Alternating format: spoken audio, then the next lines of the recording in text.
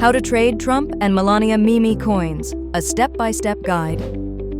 Looking to trade Trump and Melania-themed meme coins? Here's a detailed guide to help you trade responsibly and minimize risks. Platforms to use: centralized exchanges, CEX. Try Binance or KuCoin for popular meme coins. Decentralized exchanges, DEXs. Use Uniswap, Ethereum, or PancakeSwap, Binance Smart Chain, for newer tokens. How to start trading.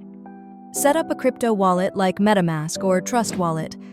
Fund your wallet with ETH or BNB. Get the official token contract address from trusted sources, e.g.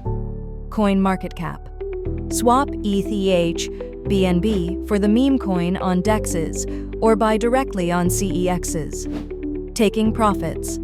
Set realistic profit targets, e.g. 2x or 5x your investment. Use a ladder strategy. Sell small portions at different price levels. On CEXs, use limit orders to automate selling at your target price. When to take profits. Sell during price spikes or social media hype. Don't hold too long. Meme coins often lose value quickly.